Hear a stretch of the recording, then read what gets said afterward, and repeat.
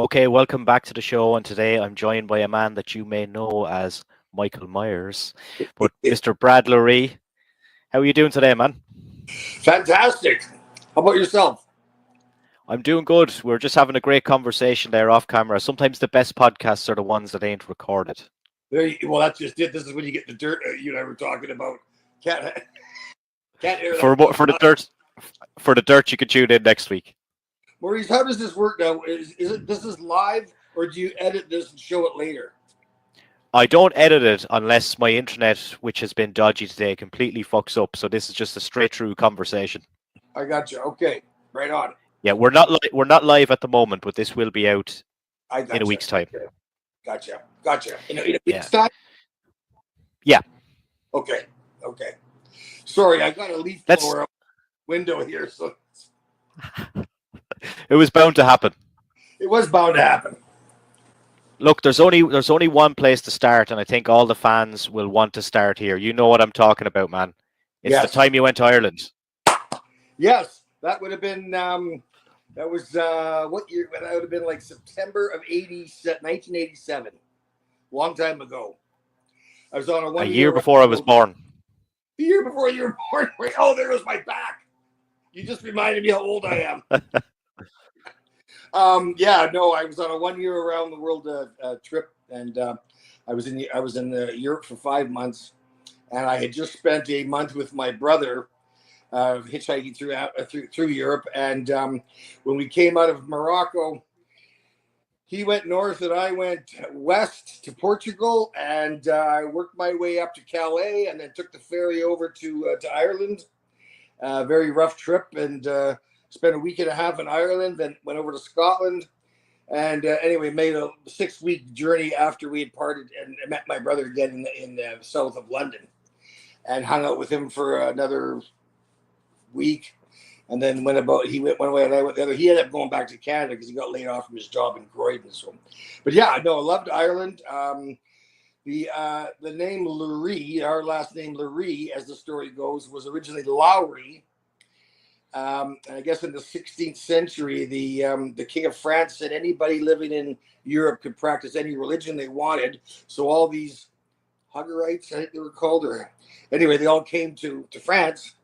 The next king said, "You're either RC or get the heck out." So everybody either went home or, and then John Loree, and that Irish name Lowry became Loree. He came to Manhattan, and they spread out from there. It's a very rare name in the east and the west side of North America, but apparently it's a little more common back east. So anyway, that's my story. Yeah, so you've got kind of heritage a little bit over here, you were saying, and Norway as well. Norway, my second and third cousins live there. I actually was in Trondheim, and I was actually in the house where my grandmother was born. Wow. She was only 6 or 7 though when she came over from Norway to Canada, and she married a guy who was born and raised in Minnesota, and then they moved to Saskatchewan. I don't know where they met, but they ended up raising my mom's family in Saskatchewan, of all places. For yourself then, how did you decide, or how did it happen that you wanted to be involved in some way and form in the movie/TV industry, and did it interest you at a young age? Oh yeah, I was a huge movie fan since I was a little boy. My father and I never really got along, so I think like 2 hours in the movie theater was like an escape, And when I was 13, I went and saw my first Bruce Lee film. Fell in love with Bruce Lee in the martial arts, joined the local karate school. My instructor was a green belt named Tony Morelli. He went on to become a professional full contact fighter, kickboxer. He won the WKA World Cruiserweight Kickboxing title. Because of his fame of the sport, he started doing commercials, local commercials. Excuse me. This is when the film industry was first coming up to Vancouver from LA. And anyway, he just got dragged into the stunt scene by the stunt community at the time, and because I was his protege, I got sort of dragged along, and then here I am today, all these years later. Did my first stunt in 1983, 4, so that was a while ago. and I still do the odd job on easy days. We have days that are easier than others, of course. So, but my specialty at one time was what they call stunt actor, because if they can hire a stunt guy to say 2 or 3 lines before he gets shot or goes down the stairs, it saves production money. Plus, as a stunt guy, you get an extra 50% because you're saying dialogue. So it kind of all evens out. So that's where I'm at today. Yeah. What do you prefer? Do you prefer like just an acting role, or is it all about the stunts for you and do you get kind of a buzz out of it? I'm supposed to say it's about the stunts, but I only got into stunts because I knew somebody, and for what I could do, because I was somewhat athletic, it was fairly easy. You know, I mean, it was hard on the body at times, of course, but I would much rather just be the guy that says the lines and then goes back to his room and flirts with the wardrobe girls. Um, I don't have a lot of experience of any roles of size, but I'm hoping to do more as I get older because I'm not competing with the young studs out of LA anymore. I'm in my 60s. I'm a middle-aged character actor, which is the people they tend to hire locally, here in Vancouver, as opposed to casting them out of Hollywood. So, yeah. What is it about Vancouver? It seems like to me that there's a lot of stuff going on there and has been going on with movies. Like, is that kind of the Hollywood area of Canada, like compared to We America? call it they call it Hollywood North. Toronto's very big as well back east. But the thing about Vancouver, Maurice, is if you're a producer from LA, you could be on set till Friday afternoon, and then run out to the airport and be home for dinner. We're only a 2-hour flight to LA, hour and a half, 2 hours, whatever it is, if it's a straight flight. And but it is so much cheaper up here because our dollar's always 25% cheaper. As I understand it, to build sets in Vancouver it's 70% cheaper than down in Hollywood. Of course, the movie industry burned out a lot of their ability to shoot in LA. I mean, they just don't have they don't have the logistics, and so it's very expensive to close streets in LA. Vancouver is a little used to be tricky to make it look like a big urban American city, but we're getting more and more high rises all the time. So, but whenever they shoot a movie in Vancouver, it takes place in Seattle, which is just Is 2 that what hours they say? down the I-5. So it all looks the same. In terms of stunt work, what's the most dangerous thing that you think you've ever done? Well, the one stunt where I was really nervous about, if it goes wrong, it's going to go really wrong. I was doubling an actor on a really low budget TV show called Mantis. This gentleman was an African American scientist by day and a crime fighter at night, but he was in a wheelchair. And the guy that I doubled was an alien that they abducted, and he broke loose, and he runs and jumps out of the building from the 3rd story, out of this 8-foot by 8-foot window, and he lands down below and knocks out these other 2 guards and runs off. But so we rehearsed it in the daytime with a nice big ramp, blue sky. But when we went to shoot it, it was at night, and now they've got all these lighting flags in my way. And Ken Kersinger was originally supposed to do the stunt, and they actually sized him for the wardrobe. So the very last thing they did, Maurice, wardrobe comes up with the boots I was supposed to wear. This is right before we went to shoot this. I've been on set now 13 hours because the character was silver. He was all silver like an alien. He was bald. He's got this big rifle rack on his back and all this weird costume. And these boots they brought up were these brand new knee-high, concrete stiff motorcycle boots that were 2 sizes too small. So I had to cram my feet into these boots, run down this ramp along the edge of the ramp now because of these flags, and jump through this window. And the scary part, Maurice, was I'm jumping out of the 3rd floor window. The 1st floor down below, two flights below, had like a patio that extended out from the building with these big concrete balcony and railings and whatnot. So more than a high jump, the danger was that it was a long jump, because it was the only time stunt coordinator ever took me aside and said, "Look, if you land short, don't try and save yourself and roll in. roll it this way. He said, I don't, if things go wrong, Brad, I don't think it'll kill you, but you're going to be pretty messed up, because even though they blow the window for you, Maurice, it's still a big, heavy sheet of glass. And I've seen stunts where even smaller windows, guys hit the window, and the timing isn't right and stops them dead. And one guy dropped into the sill of the window and sliced his knee all up and had to have surgery. Blah blah blah. But what has happened, if this window slowed me up, I might have fallen short. I made it into the airbag, but just on the rehearsals, I was clearing the railing by 15 feet. When we shot it, I cleared it by 4 feet. So, but that was the one where but the director loved it. He had 5 cameras. He used 4 of the angles when he cut it together, just to air it on TV. So that was the one that had me nervous. Anyway, I am pretty sure that I had Ken on the show last year. I'm pretty sure that he told me that same story about him not doing that. Well, he had some knee injuries playing football in university, and he was also supposed to play in the pro league up here. And then before he actually even got to his first game, he blew his knee out.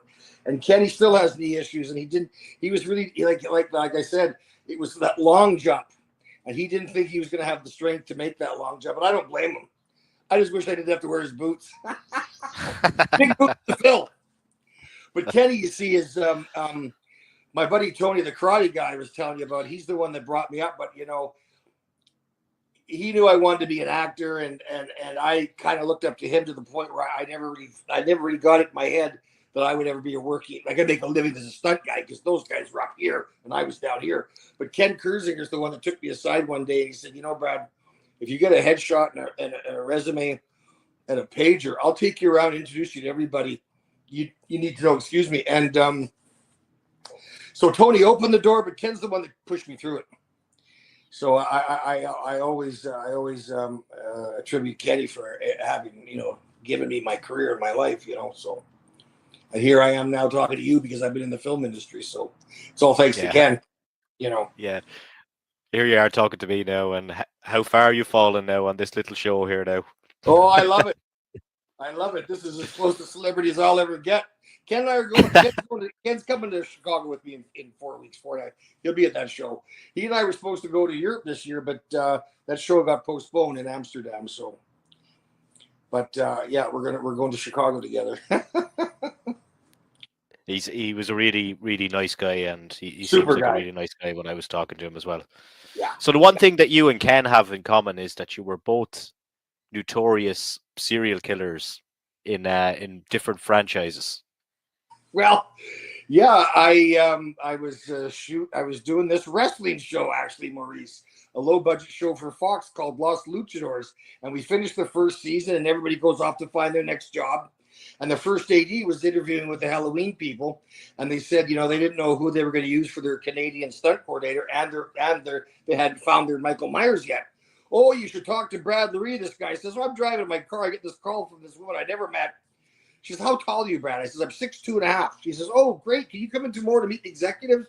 So I went in there, Maurice, with no intention. It was just a professional courtesy, because, I knew the show that I was on was coming back for a second season, and I was the coordinator and the stunt double. So I was, making very good money. And, but, I'm not a horror guy, but I really really appreciated the first Halloween movie. I think it's a classic.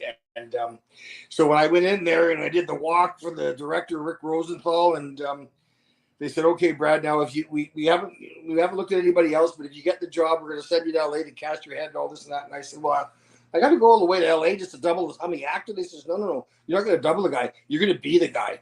And when they told me I was going to be Michael Myers, the actor in me said, Brad, you got to do this. So I ended up passing on the show I had just come from, took the job, got the Halloween part, and the rest is history.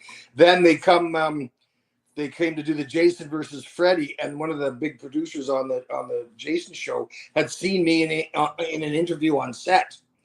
And he was really impressed, apparently, with how much thought I had put into why Michael Myers was the way Michael Myers was. Like, I didn't just go from here to there and stab the guy. I thought about the process. And anyway, so he brought me in to meet the director to play Jason. But Ronnie Young, or whatever his name is, he said I wasn't tall enough. So then they had this big giant cattle call. And I was like, if I get it, I was praying for Ken, and it came back because they'd interviewed Ken as a stunt coordinator, but they went and looked at all these dozens and hundreds of guys, and they came back and they ended up going with Ken. So I was so happy about that. So yeah, now we get to go do these shows. I mean, his show was much more popular, and he gets to travel a little bit more than I do. But when we get to do it together, it's always a lot of fun. Yeah. Are you guys kind of coming from the same city? Yeah, like I could ride my bicycle and be at Ken's place in less than 20 minutes. My bicycle. Wow. To drive to the place would take me like 7 minutes. Yeah. Excellent. Yeah. So you said that you'd seen the first Halloween and that you liked that, but you're not really a horror guy. But does it feel good to be involved when you look back on time, like to be involved in like one of the biggest franchises ever in terms of horrors? Absolutely. I had no idea. I had no idea about these. There was conventions and this and that. It's just that when I was 19, I was dating this girl who was way out of my league. I was so enamored with her, but so we only went to the movie. She only wanted to see horror movies, and I hated these things. I saw the first Friday the 13th with her, and Phantasm, and Exorcist, and all these, and I was just like So when I broke up with her, I thought, well, I was really heartbroken, but I thought at least I never have to watch a horror film again. And then like the next week, everybody's talking about this Halloween movie. And I said, I don't care. I'm not interested, but people wouldn't shut up. They tell you the story from forwards and backwards. And then my cousin Diana said, you know, Brad, I really enjoyed the movie. And I so respected her taste that I can't even remember the first time I saw it, but I know I watched it alone. I must have just rented it from the VHS. And I remember halfway through the movie, I was thinking to myself, this movie is it's a great film. It's not bloody, it's not gory, it's not overly violent, but I'm biting my nails. I'm on the edge of my seat. So when they offered me the part to play Michael Myers, I couldn't say no. And I'm telling you, Maurice, if it had been Jason, if it had been any other horror character, I don't know that I wouldn't have passed, because I had this other show to go back to, and I had a really good experience. So, like I said, was making phenomenal money. But when they said you're going to be Michael Myers, I thought, well, and now I get to do these conventions, get to do these podcasts, and it's a lot of fun. I've made friends all over the world because of it. So I'm and the wrestling show, second season, Maurice, my buddy Dean ended up taking it. They did the first episode, the second episode. In the middle of the third episode, the producers walked on set, pulled the plug, and said, "That's it, we're shutting down." And so you made the right choice. I made the right choice. Sometimes your gut tells you where to go. Huh? So anyway, it's been a lot of fun. Yeah, I seen that you worked stunts on the Child's Play remake movie in 2019. Yes. What did you do on that? I'm a big Chucky fan. Now, obviously, the remake with the Chucky fans is a bit kind of... Yeah, well, I don't know anything about the Chucky franchise, except dolls creep me out. Like, that's the thing about Chucky. I was just in I was in a shopping market, and the lights go out, and suddenly he's going around killing everybody. So I was just running around. We all had blood all over us, and there was just the one night I worked on it. Yeah. It was also filmed in Canada, I think, was it? Yeah, that was filmed up here in Vancouver. Yeah. I mean, sometimes when you work on a show, the working title is different what the release title is. So people, I remember this one kid was saying, "You worked on Cabin in the Woods?" Like, well, that doesn't ring a bell. What's on your resume? And I go, well, I don't know who put that on there, because I don't put any BS on my. But the show that I worked on became titled Cabin in the Woods after I worked on it, so I had no idea. But anyway, I've never seen it. It's a decent horror, I have to say. Maurice, what did you think of the new Halloween? I haven't seen it yet. Halloween Kills. Yeah, I thought it was good. It was very gory, very gory. Was it? I haven't seen it. I'll watch it. Jamie Lee's in it, but because I love Jamie. Yeah, I think it's kind of one of those things where how many more can they really make at this point? As much as people love it, I guess we're going to find out next October. Yeah. There's another one coming out. There's one next October's Halloween Ends, and supposedly. But anyway, it'd be interesting to see what happens with the franchise after that, because Jamie won't do any more after that. I don't think. Mind you, she said that before. Yeah. What did you see? Did you see Rob Zombie's versions? I saw the first one, and I can't say Yeah. and I heard from the most hardcore Halloween fans that the second one was no good, and I didn't like No, the it first one, wasn't. so I've never seen this. I should watch it because being an integral part of the franchise, you don't want to say you never saw all of them. Because I studied all the ones before me before I did Resurrection, but Rob Zombies, I just felt it took a lot away of the mystique of who and what exactly Michael Myers was. I felt he was way too large. It's part of the eeriness about him. The creepiness is his supernatural strength. Well, when they're 7 feet tall, it'd be a comedy if he was that big and not super strong. Yeah. So I just I didn't. I mean, I didn't like the Rob Zombie version. Nothing against Rob, but Yeah. even his Devil's Rejects, I watched that for 20 minutes. And had to turn. It's not my thing. It's a totally different style. Totally different style. Yeah. I'm gonna watch The Exorcist here in a couple of days. They've got a director's version on TV that I'm recording, but because I met Linda Blair at a show. But no, a horror's not my thing. I'm not going to see the new Top Gun either. Don't get me wrong, but Horror's not my thing, says Michael horror's not Myers. my thing, and neither is promoting American military. So Let's talk about, you touched on it, the convention world, which you're lucky enough to be involved in now through horror. How cool is that?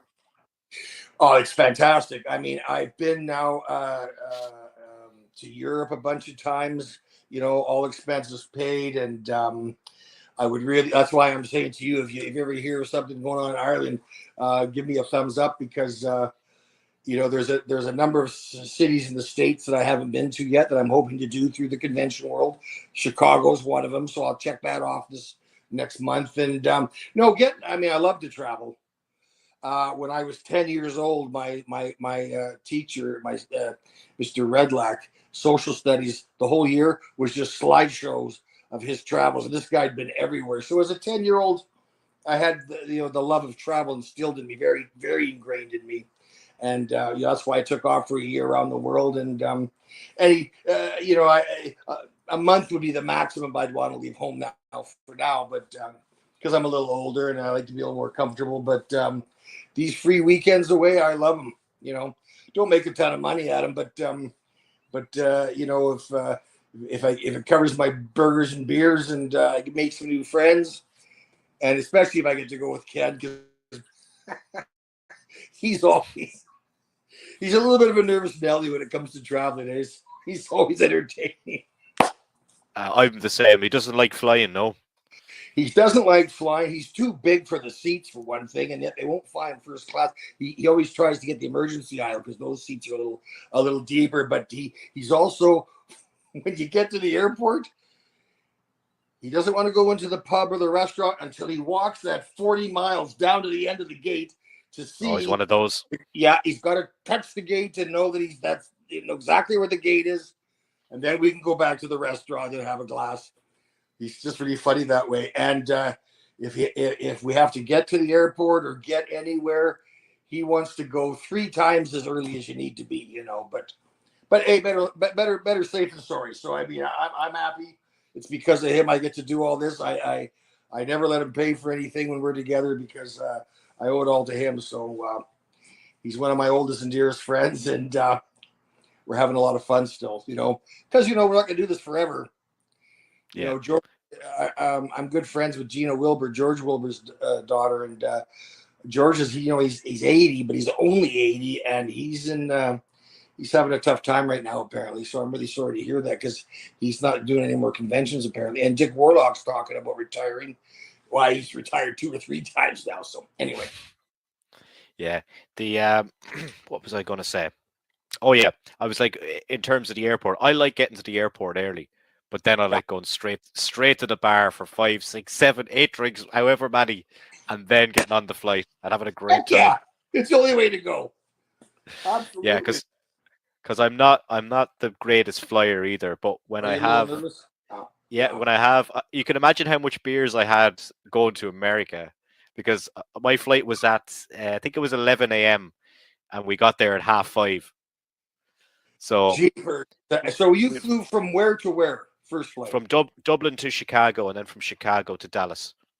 Ooh, okay. Well, the Chicago to Dallas must have felt like a puddle jump compared to the trip from Dublin. Gee whiz. Yeah. Yeah, The that'd be a problem long flight. the problem with Chicago to Dallas was, sorry, we don't serve alcohol on this flight. So there was a bit of a dip then. Commies. No alcohol, just America's cans of going Coke. downhill. You know things are going downhill when you can't drink on a flight. Mm. Yeah, but everybody's cutting back, I guess. Anyway, that's too funny. Yeah.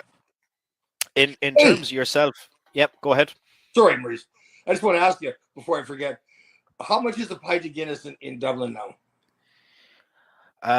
It does depend on where you go, but it could be 650. And that's Irish pounds. No, it's euros. Euros, 650. Mhm. So that's another 50, 40%. I don't know what it's trading. Wow, that's expensive. But down here, down in the country, you'll get them for maybe 480, 490. Really? Yeah. It's just Yeah, Dublin is just gone crazy price wise. everything has though, mate. I couldn't even tell you. I know the last time I had a pint of Guinness, which was probably months ago. Well, have I even had one during the pandemic? Anyway, everything. Like you go to the burger, we went for burgers there last weekend. They wanted over $20 for a hamburger. $20. So a pint of Guinness, I think, was around $11. I bet you it's closer to 15 now. So yeah, That's but crazy. but I the Guinness over here is okay, but the Guinness in Ireland, I really fell in love with it. I was in the youth hostel in Dublin there, and the kid above me, and the monk, he was from Montreal, and he was crazy about Guinness. So I went to St. James Gate and just got smashed. We also went to a rugby game, and we're the only two guys in the stadium there. We each had a pint. We had one each hand, glass pints, which never happens over here. And anyway, yeah. Hence the sign. You'll be back at the sign. Here we Yeah, there go. you go. Exactly. Are you working on any projects, or have you got anything coming up maybe that you could tell people? Mate, you know what? I was working a day here and a day there, what we call gravy days. And by gravy days, I mean you're the passenger in the car that gets out and points the gun. Like there's not a whole lot of, I'm old and fat and they don't make me beat myself up anymore. But I was working a couple of 3 days a month before the pandemic. But since the pandemic, like I haven't worked now in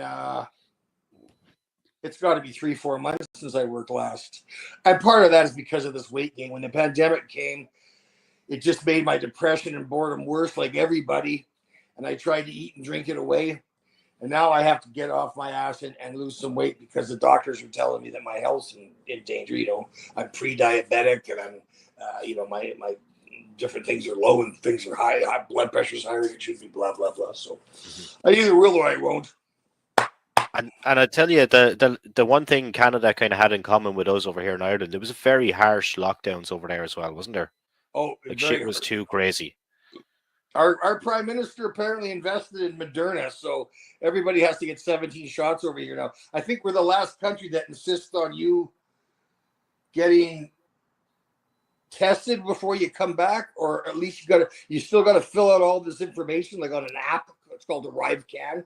Everybody has Yeah, to fill it out. So we had to do that coming to the States as well, but they've since yeah, scrapped it. is that right? Yeah. Things are kind of back to normal now, but all the flights over here are the airlines here in North America, they're canceling on thousands. And my brother and his wife just flew to Italy, but the day just before their flight, they got postponed a day. And my brother says we're going to get over there, but getting home might be a challenge, And his son and my nephew's fiance, they're flying to Italy today, but their thing got pushed, and then it got, So yeah, it's a different world now. That's for gosh darn sure. Well, hopefully we're kind of at the end of all this kind of stuff, and we won't mention that C word ever Yes. again. We won't mention the C word. Next time we meet, we'll be talking about monkeypox. Yeah. And we'll be drinking pints of Guinness. That's right. Yeah. Drink it to end it all. Absolutely. Yeah. Brad, absolute pleasure to catch up with you today, man. Really enjoyed that chat. Maurice, thanks so much.